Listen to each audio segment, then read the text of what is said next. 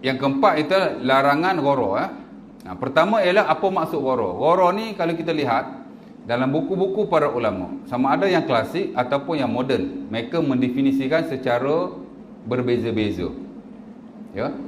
Sama ada secara bahasa ataupun secara syarak, secara istilah. Sebagai ulama kata ghara ni ialah al-khida', penipuan.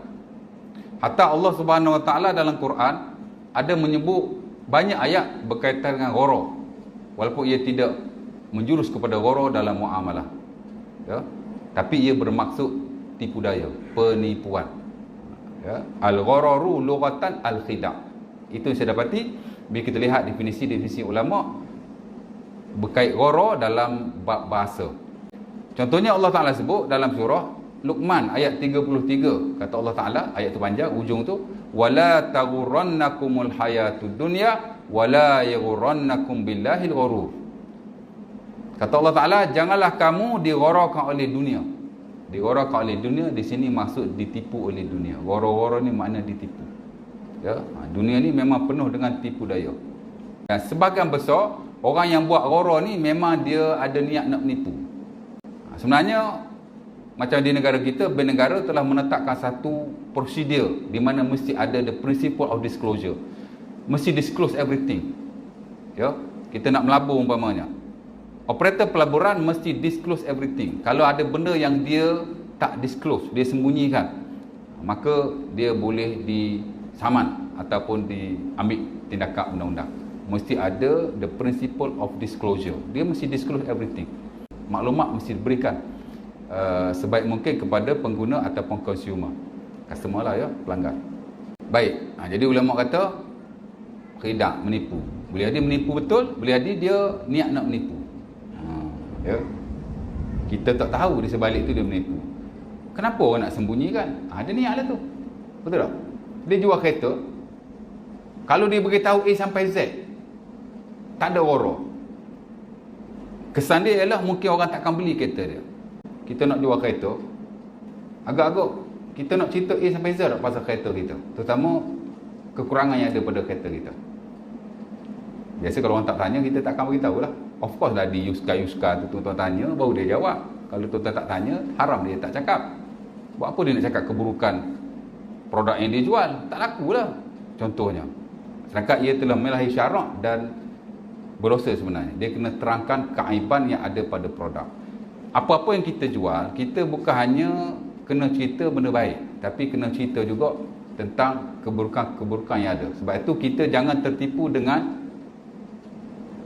pemasaran ataupun marketing apa-apa produk pun. Kita baca brosur je, oh bagus kan, produk ni boleh sembuh, boleh itu, boleh ini, boleh tak sembuh pun. Ya tak? Dia takkan cerita. Kalau dia masukkan testimoni pun, dia akan masukkan testimoni yang berjaya. Dia buatlah WhatsApp kan, bukti-bukti dia WhatsApp lah apa benda lah. Ya. Kadang tak betul pun, ataupun betul tapi hak tak jadi dia tak bagi tahu. Ghara lah tu. Ya. Dia menyembunyikan suatu maklumat untuk niat nak menipu pelanggan supaya barangan dia kehabisan. Tipu lah. Dan kebiasaannya orang menyembunyikan maklumat ni sebab dia nak tipu lah. Ya. Sebagai ulama kata al-ghararu huwal jahalah. Ini al-Imam Ibn Hajar Al-Asqalani dalam Fathul Bari. Ya. Dan sikit majoriti ulama yang lain. Ghara-ghara ni ialah jahalah, ketidaktahuan. Kerana bila melibatkan muamalah, kita mesti tahu tentang apa yang kita nak berurus niaga. Kalau kita nak invest, kita bukan hanya perlu tahu tentang keuntungan yang kita nak dapat, kita juga perlu tahu pengendali ataupun syarikat yang menguruskan investment itu. CEO dia siapa, lembaga pengarah dia siapa, kita kena tahu tu supaya kita tidak tertipu. Dan memang banyak orang tertipu, ya. Sebab itu kita baca garis panduan yang dikeluarkan oleh Bank Negara bila kita nak invest. Kita mesti tahu sekurang-kurangnya laporan kewangan suatu syarikat yang kita nak melabur. Kita kena tahu. Kalau tak ambil tahu, syarikat tu rugi dah. Masuk lah kita. Kena tahu sekurang-kurangnya laporan kewangan dia last year macam mana. Nak minta lah.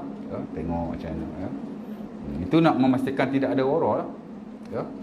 Dan supaya kita tidak rugi pada masa hadapan. Termasuk tak tahu ni juga ialah bila kita hanya melakukan muamalah berasaskan assumption, agak-agak. Kata Ibn Hajar, at-ta'wilat, takwil saja. Ya. Dalam konteks klasik, jika ia menjual suatu barangan di dalam sampul ataupun dalam kantung. Saya nak jual ni, nak jual gapoh, nak jual jam. Mana jamnya? Ada tu dalam sampul tu.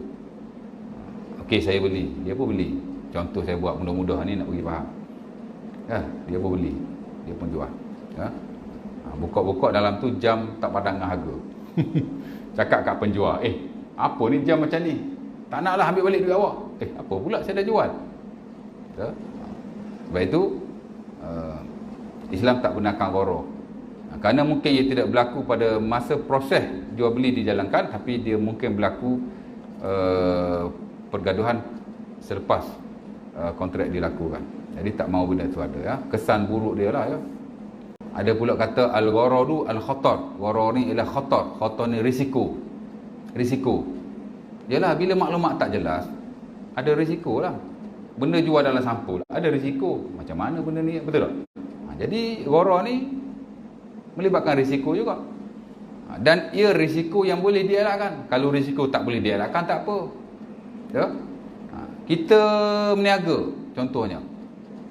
Ada risiko. Risiko ni ada dua. Satu yang syarak terima. Risiko-risiko yang by nature. Mana semula jadi macam tu. Orang meniaga, orang melabur. Ada risiko untuk rugi. Itu biasa. Itu risiko tak dapat dielakkan. Unavoidable. Ya. Tak dapat dielakkan. Ya.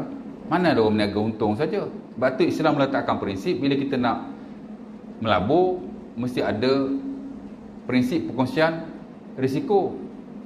Kalau tak ada prinsip perkongsian risiko, dia jadi riba. Dan ada banyak lagi definisi. Ghara ni ialah al-ghaflah, lalai, macam-macam lagi, ya, cara bahasanya lah.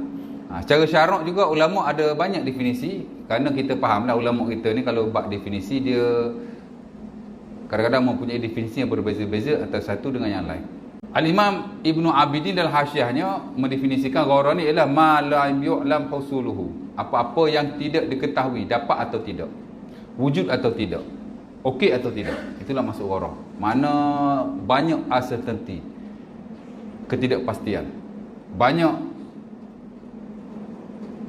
untransparency, ketidaktelusan, itulah maksudnya, ya.